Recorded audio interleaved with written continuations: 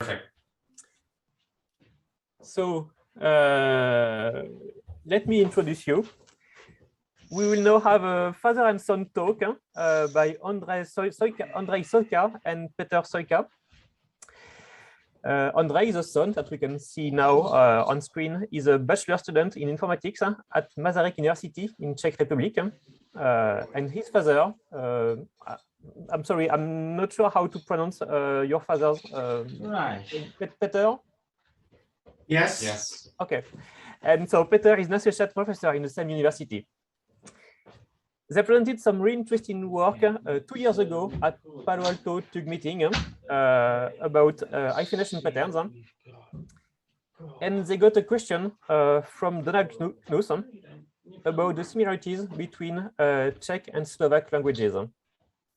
This question triggered a new project, and that's why you will speak about today, I think. Yes. Yes. Okay. Thank you very much for the introduction, and welcome to all the listeners. My name, as Jeremy said, is Ondřej, and I will take you with my father Petr, who will also speak, on a journey that led to the new Czechoslovak hyphenation patterns. The first hyphenation patterns that cover 2 languages without any kind of compromise. The journey started in Palo Alto 2019 at TUG. You can see on your screen a photo of the attendees. In addition to me, my father and co-authors of this work, you can see also Don Bluth there.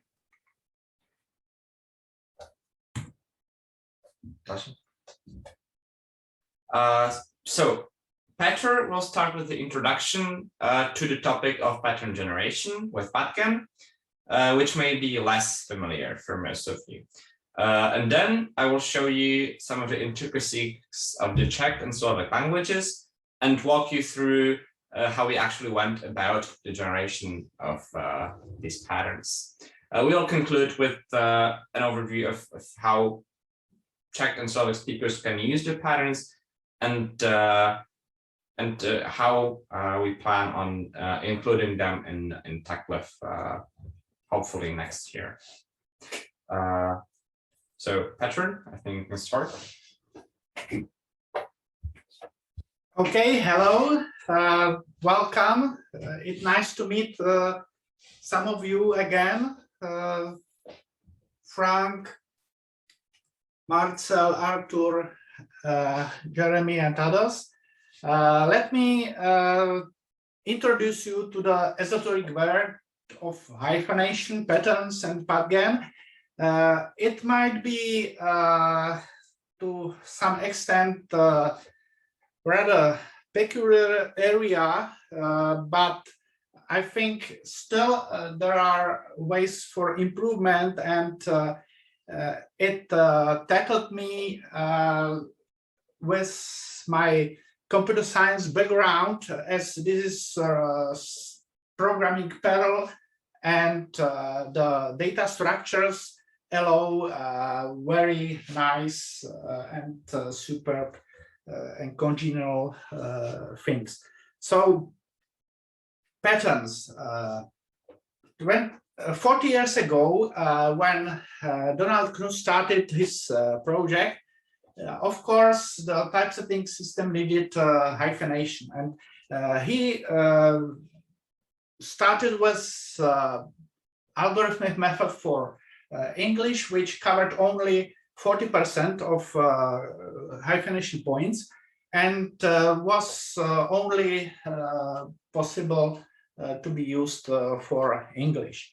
And his doctoral students, Frank Liang, strive for general language independent method that would cover all the exceptions and exceptions and of exceptions and exceptions of exceptions of exceptions that appear in the language.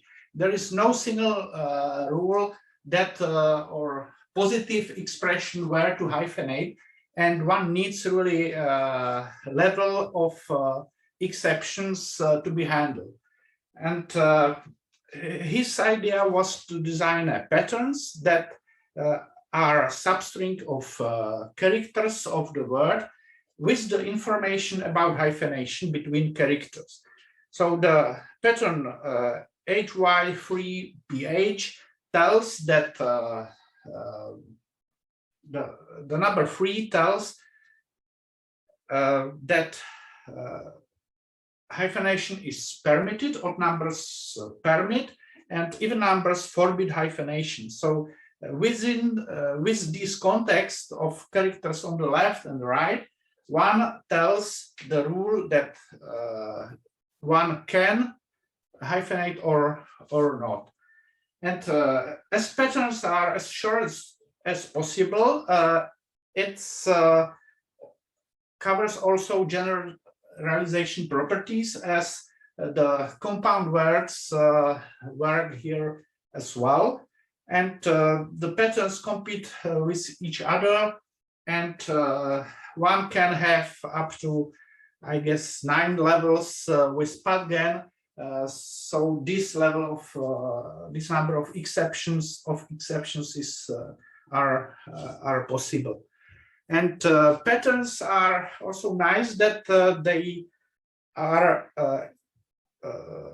very small compared to the standard dictionary problem, where one should store the words of the whole language. For Czech, there's 6 million words with hyphenation patterns.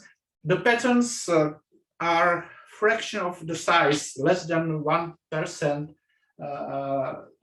are sufficient to cover the information of hyphenation points. Here you see how it works on a word hyphenation. Tag for each word in each paragraph in pass 2 or 3 finds hyphenation points for words, and it looks in the 3 data structures for all substrings of the word. And in the case of hyphenation, it founds 8 patterns. And you see that between E and N, there are actually 4 patterns. The first one permits hyphenation between NA, and the patterns generated on the level 2, HEN, forbids the hyphenation between N after HE. So finally, this algorithm, which is in constant time, which is the depth of the tree, finds that word hyphenation hyphenates after H, after Y, and after N on two points. So that clever solution to dictionary problem at the constant time finds all the hyphenation pattern hyphenation points for the given language. So that's pretty nice, but the question remains how to generate such patterns. Liang was tasked by Knut to generate as much as high coverage as possible with less than 5,000 patterns, with less than 30 kilobytes per language, which was related to their computer RAMs, which were in hundreds of kilobytes. So there were really demands on small data structures that cover the big language data. And at the end, and you find in each tech installation, the file -tech generates language 0 with almost 90% of coverage of hyphenation points with that were generated in 5 levels, from pocket size Webster dictionary with less than 100,000 words. And it took 1 hour of CPU on PDP-11 these days. And the main result is these roughly 4,000 patterns. Nowadays, the possibilities are much bigger. And in my previous research, I have shown that exact lossless pattern minimalization is a non-polynomial problem, which was proved by a reduction to the minimum set cover problem. But luckily, strict pattern minimality with respect to the site is not an issue nowadays. It doesn't matter whether the patterns are of 30 or 33 kilobytes. And at TUG, we have shown that lossless pattern generation, that means we cover 100% of a big dictionary with 6 million words is feasible, and we get patterns that reach 100% coverage and no errors.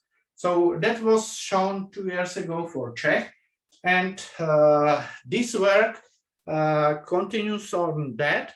As you know, we split it in 1993 with Slovaks, but still hold Czechoslovak tech users group, and our languages are very close, very similar. The transliteration or pronunciation and syllabification and grammar is very, very close. So the main outcome of today's lecture is our new Czechoslovak hyphenation patterns we have released just now and suggested to be included in tech-hyphen package for next tech leaf. And it's all up on Andrew's GitHub, and he will continue how we developed these patterns for you and for Czechoslovak community. So that's introduction to the pattern word, and I pass the journey to be followed to Andrew.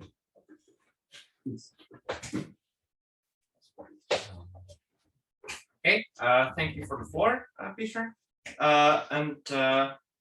So I will now speak in the section on Czech-Slovak and Czechoslovak, where I will show you why Czechoslovak hyphenation patterns are the perfect proof of concept for the idea of universal hyphenation patterns, why these two languages are just the perfect ones for a proof of concept for universal hyphenation patterns. So why Hyphenate Czechoslovak? They're two separate but very similar languages.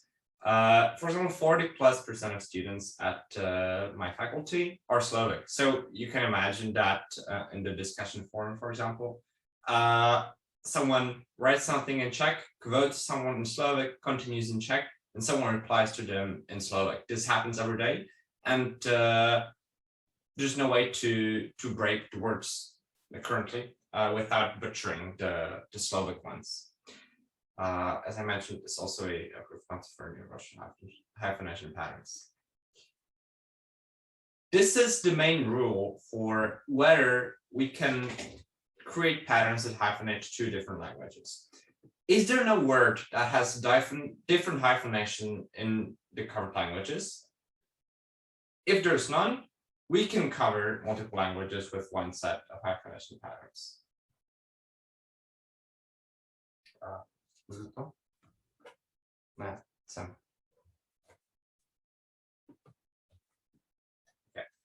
This is an image of the lexical distance among the languages of Europe. So this is how close languages are to each other according to how they're written, not spoken. I would say that Czech and Slovak are even closer than this in how they're spoken. Yeah, this is a zoom in on the Slavic languages.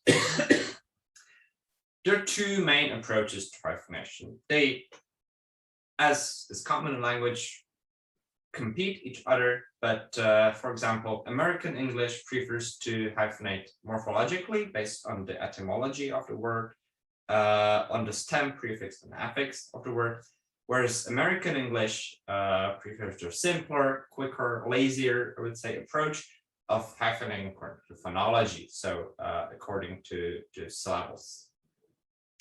For example, German prefers to hyphenate on the stem of compound words, but within, for example, long stems of words, it uses phonology for hyphenation.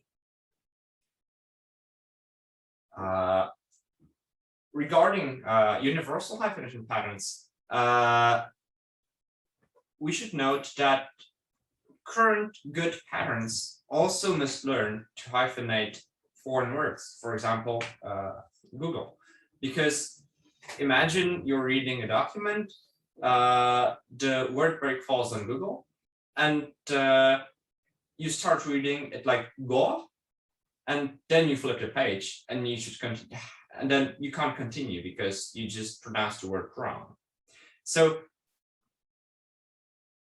hyphenation must not disrupt reading. The correct hyphenation, even for Czech or Slovak patterns, is Google, the English one. So it's immediately clear to the speaker that this is not a Czech word.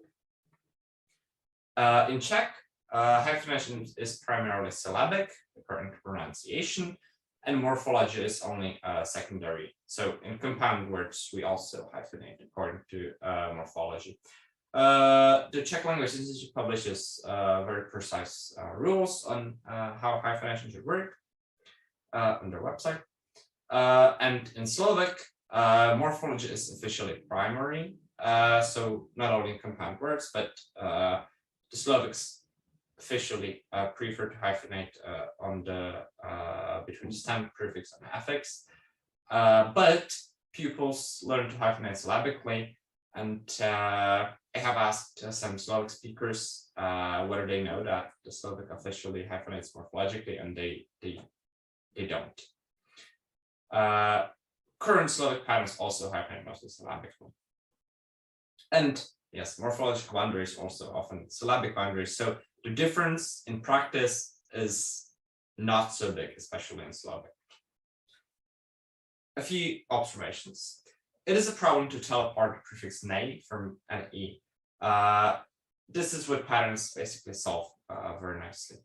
Slovak patterns hyphenate syllabically most of the time, even though the Slovak patterns does something, recommends something else.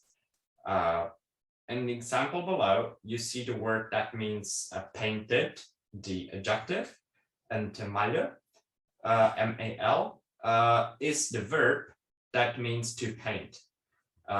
In Czech officially, you should hyphenate vymalovaných, but in Slovak, you should hyphenate the verb.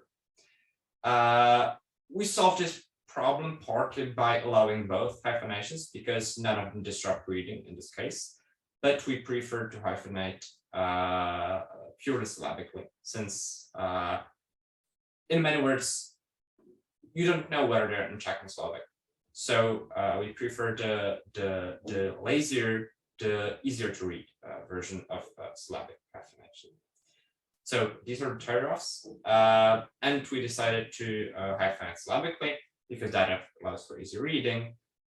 And it is a clear trend that Slovak is moving towards purely syllabic hyphenation, as the laser approach that usually wins with language users. Okay. Now I'll start the section on pattern generation. Well, I'll show you how we actually went to generate these patterns, because we have good Czech patterns, mediocre Slovak patterns, Czech-Slovak word lists, and a Czech hyphenated word list. We used the Czech hyphenated word list, which is official one from the Czech Institute of Linguistics. That should officially be like perfect. It is not, of course, but we used this one to obtain good Czech patterns. So, and of course, we also have human hyphenators who can look at any inconsistencies in both the word lists and the hyphenate word lists and fix them. We want to come up with a workflow that leads to patterns that miss very few hyphenation points and make nearly no mistakes in either language. How do we solve this?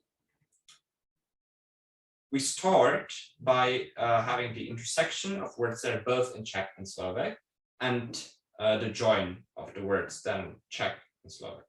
Then we use patgen with as hyphenator with the Slovak patterns and with Czech patterns, and we compare the difference between how the Slovak patterns would hyphenate the words that are both in Czech and Slovak, and only in Slovak, and words that are hyphenated by the Czech patterns. We look at a difference manually and add any places where the Czech patterns were wrong to a file of corrections. So we try to have this file as kind of a compressed version of what is the difference, what is the difference of Slovak hyphenation compared to Czech hyphenation. We then use this file to generate another version of CS hyphen patterns. So the Czech, as we progress, they become progressively more Czechoslovak patterns, and repeat this cycle. I think we repeated four times. This is an example of pattern generation with custom parameters. The parameters, for example, the first level shows that patgen would need to avoid missing 12 hyphenation points to add one good, and it would need to avoid 3 bad to get one good. It basically sets how aggressive should patgen be with setting parameters, with the generation of patterns. So you see, in the first level, we only generate 800 patterns, then add more. As Peter mentioned, the first level, the odd numbers permit hyphenation, even numbers forbid hyphenation.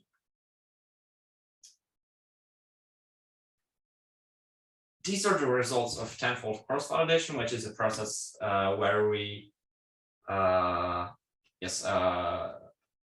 patterns are generated from 9/10 of the word list, and performance is measured on the 1/10 of the word list that that patgen hasn't yet seen.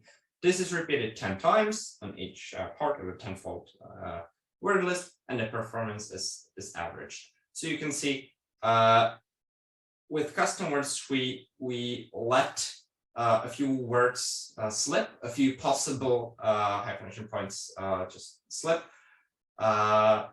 We checked all of the missed and bad hyphenation points, and I think I can say they're mostly very rare inconsistencies, often words that you wouldn't actually write because the word list came from the internet, and often words that just are such examples that you would have to create a pattern only for that word to hyphenate it correctly. This is a conversion of training results, not validation results. You can see it's pretty easy to set up the patterns to miss 0 once. They just create a pattern in the end for each word that is not happening correctly, and you can very easily achieve 100% accuracy on this. So conclusions. We created new Czechoslovak patterns. We released, we built up a new Czech and Slovak hyphenated word list that are mostly correctly hyphenated, but still the language is used, so it's not an authoritative word list.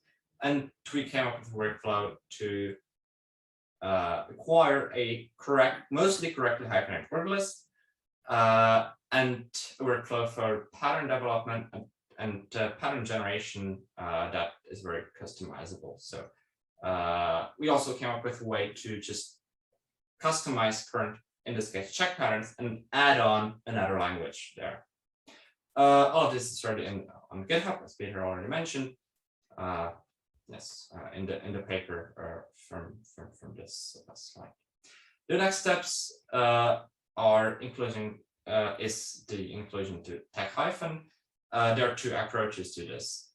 We can either add a new Czechoslovak language in Babel and Polyglossia, which I would say is a cleaner approach because the two languages also have, I think, the same. Not 100% positive in that, but I believe most of the other rules around languages are very similar in Czech and Slovak. Or we can just release new patterns that replace both Czech and Slovak patterns. That's it. Thank you for your attention. Do you have any questions? Thank you a lot, Ondřej and Petr. Are there any questions?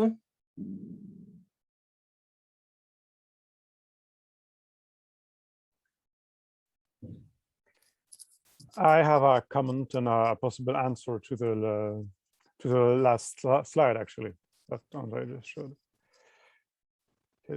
Yes, thank you. So as you know, I'm one of the two main people responsible for Tech Hyphen. The other person is Moitsami Klavet, who is usually very busy. So I'm really only doing the administrative work, so to speak. So it's really not up to me to decide whether the new patterns should replace the old patterns. It's really entirely up to Czech and Slovak users. But what I can recommend is that, because I'm also responsible for Polyglossia, we could definitely create a new Czechoslovak language or some such name, and then recommend users to use it. And then depending if they're happy with it, if they're happy with the new patterns, then it could progressively replace the old ones. So it could have sort of two levels. I mean, the patterns are at the bottom, of course. Babel and Polyglossia, the macro support level. The Czechoslovak language could be there all the time and progressively replace the Czech and the current Czech and Slovak patterns. And I'm absolutely happy to spend the time necessary to make that happen. I'm sure we'll talk outside of this conference. Great, thank you.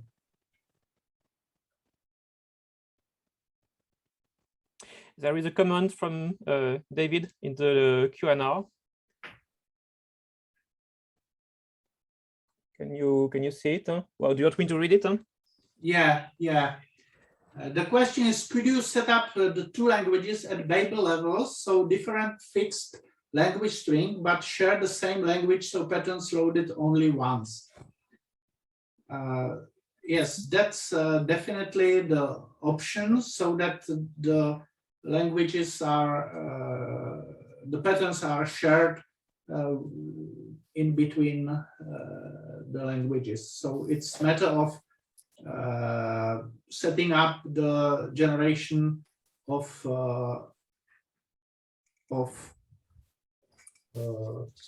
format file generation. But Arthur has more final word on it. So, please. Yes, it's not quite at the format file level. It's really at the language support level. But yes, we can absolutely do that. David, we already do that for many other languages. So yes, and we are aware, of course, of the problem. We don't want identical pattern files to be loaded several times, of course. Okay, so if there are no more questions. I have a naive question about the two languages, not about the hyphenation patterns, but two languages. You told that a lot of people can use both languages. Is it in everyday life? Is there also some literary form of the languages that are more separated? So what form? Literary, for when people write novels, write proper language, do they do more distinction between the two languages? would say yes. I mean, novels are written in either language, never in kind of both. There's not much expressive power that you get by switching from language to one language to the other. So people usually just speak the language that the recipients understand better. For example, at my faculty, we have many professors or lecturers who speak both. And when they speak to a Slovak student, they just switch to Slovak. And when they have a lecture, they speak Czech. Okay, thank you. Apparently, Tom has a question. Tom, can you speak?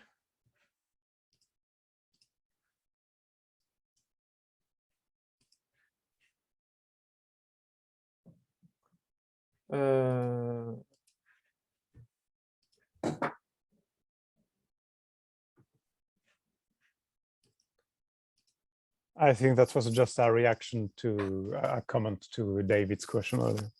Yeah, well, it was more a reaction to Jeremy's question.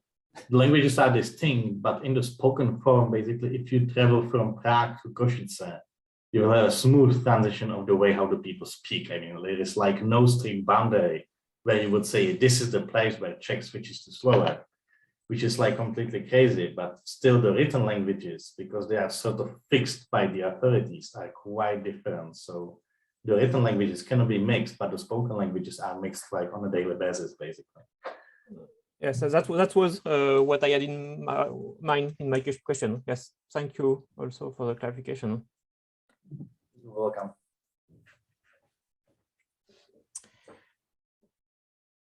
We still have time for questions, if there are.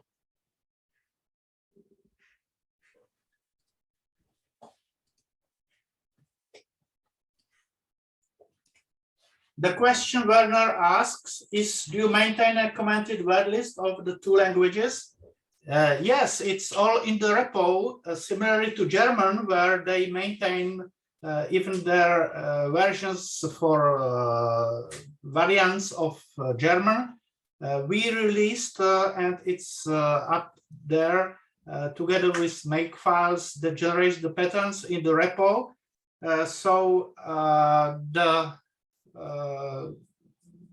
They are there. Andrew, what's the names of the file?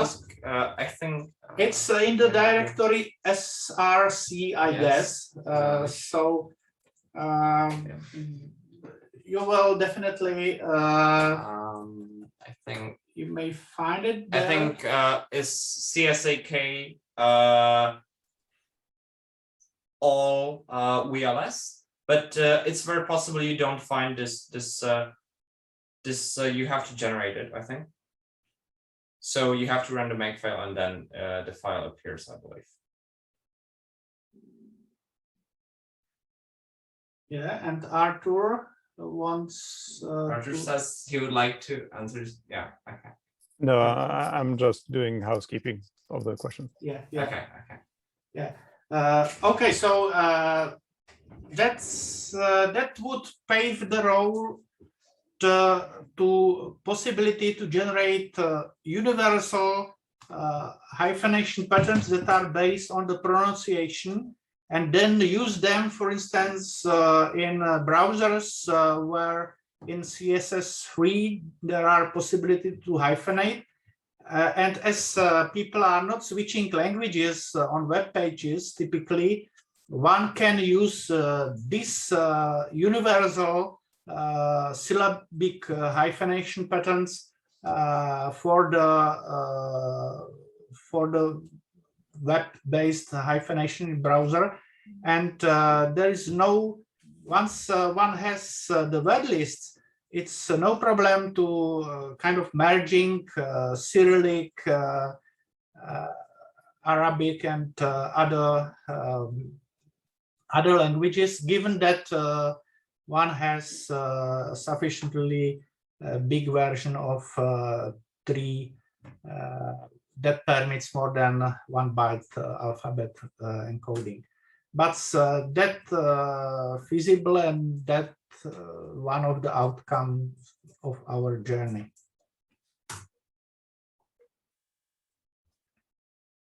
And other questions? Okay.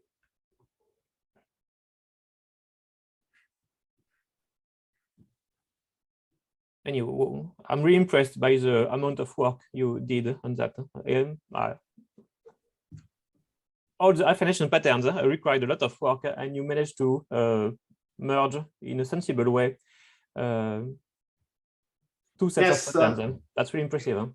It's tedious work, especially when one wants to clean up the word list, as we have developed the custom patterns for that, so that it emits only bearable number of bad hyphenations on the borderline between adding or not adding the pattern.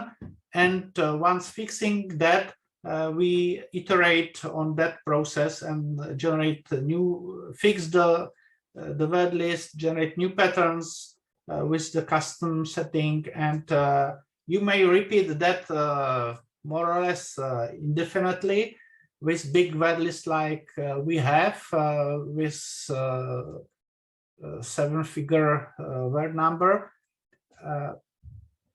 We also realized that in the case we want to have smaller patterns, we should mark all syllable-based hyphenation point in the word list, even those for left hyphen plus right hyphen equal 1, so close to the border of the list. And in the case one would do that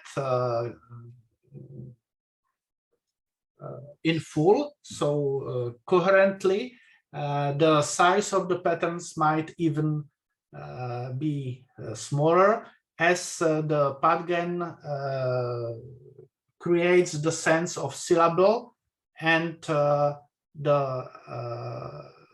patterns generated are then smaller, and the hyphenation points near the border are then just filtered out with left hyphens and right hyphen parameter setting in the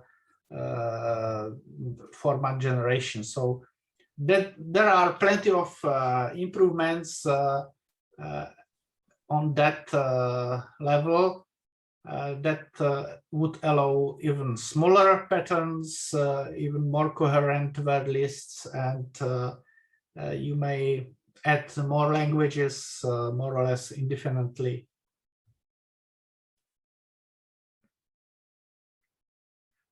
But having the word list of a language definitely opens many new applications, especially for custom project, where you can filter all words used for a given project encyclopedia, generate custom patterns, very small patterns for that project, and then use that on the web or on the typesetting system of your choice.